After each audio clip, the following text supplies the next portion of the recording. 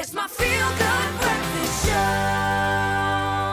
Welcome back to your Feel Good Breakfast Show. It's Expresso on SABC3, and you are just in time as we unpack a very important health topic. Now, there are so many beautiful aspects of pregnancy, but complications are real, and the childbearing process isn't always smooth sailing. Now, today is the world observes the official Prematurity Day during World Prematurity Month this November, and approximately 1 in 10 of all babies worldwide are born prematurely. Being born too early can also cause some short-term and long-term health problems. This morning, we are joined by specialist obstetrician and gynecologist, Dr. Kim Sonntag. She is here to discuss this very important topic with us. Kim, good morning. Morning. Thank you very much for having me. We are matching in the yellow. We got the memo. Dr. Kim, I want to get right into it. As a parent, I think this is such a difficult conversation to have, but it is, so important to have. But let's start right at the beginning. Why does preterm birth happen? Well, most of the time the preterm birth is because of preterm labor, and the commonest cause of that is because of infection.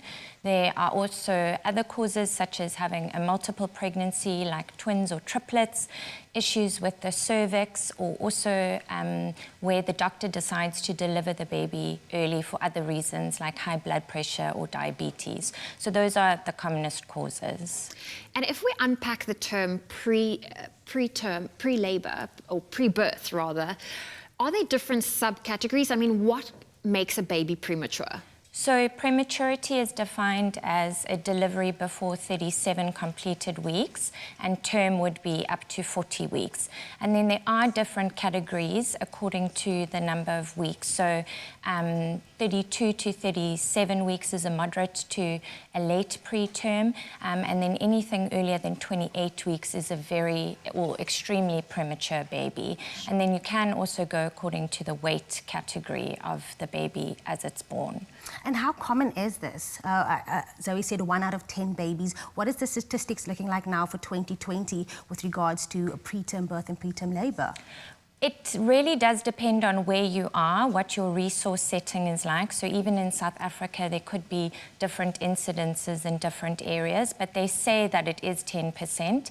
And in a higher socioeconomic place, it's only about 9%, whereas in a poorer country or poorer area, it's more likely to be higher, such as about 12%. You know, when you think of parents, when they read the book, What to Expect When You're Expecting, and all the books available, I sometimes feel like there aren't maybe enough preparation should you have a premature baby. And I think my question for you this morning is, what is the survival rate of a baby that is born prematurely? So that again depends on the area and the resources that you have. In some areas, anything from 25 weeks could be deemed viable and have a good survival chance, whereas in another area, anything over a kilogram is only a baby that would survive. So it really does depend on the area that you're in and the resources that your hospital has, the specialists and the equipment available. So it's very dependent on that. Yeah. Again, nothing prepares you for this. I mean, No. Every parent, every mother wants a full-term pregnancy, but are there some signs and, things that mothers should look out for that can maybe hint to them that they will be going through a preterm birth? So it's similar to the signs of labor. So contractions would be one of the things to look out for, but also milder things like a dull ache in the back that comes around to the front of the tummy, a pressure feeling in the pelvis, if your water breaks or if you start bleeding. So I would urge all pregnant women, if they have any of those signs, to go and seek medical help immediately. I know earlier we were just unpacking the survival rate depending on the circumstances. In terms of when the baby is born, what are some of the side effects from a baby born prematurely?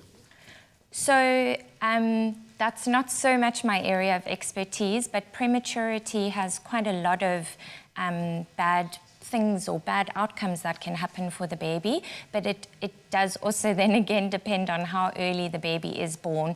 But neurological development is the main issue, and then also the lungs. So the lungs are usually underdeveloped when a baby is born early, so they might need some ventilation or respiratory support and that could also have a long-term effect as well. Okay. What can mothers do to then prevent, going into something like this at the end of their pregnancy? Is it a diet linked to it?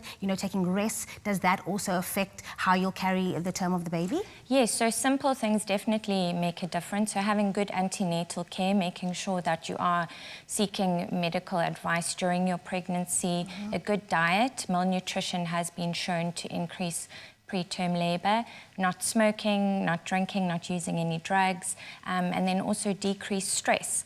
And then if you have had a previous preterm baby, to just expect that it might happen again. So is there a high chance that it could happen again? There is, especially if the risk or the reason for the preterm labour was something like a problem with the cervix, and there's a very high chance of that happening again in a future pregnancy. Sure. I have one last question, Yes. if you don't mind me asking. In terms of, we are going through a global pandemic right now, has there been an increase in preterm births now during COVID? So COVID has been shown to have an increase in preterm deliveries, specifically if the mother is quite unwell, has a high fever, there is definitely an increase in preterm labour. But most of the pregnant women that I've seen who've had COVID have been quite healthy and not really had a severe form of COVID. So I think the sicker you are, the more likely it is for you to have a preterm birth. Well, Dr. Kim, thank you so much for joining us this morning. Specialist obstetrician and gynecologist, Dr. Kim Sonntag, joining us in studio this morning to discuss World Prematurity Day. And stay tuned to your Feel Good Breakfast show, because we're going to unpack this topic even further, and that is with the Latch On breast milk drive from Tygerberg Hospital.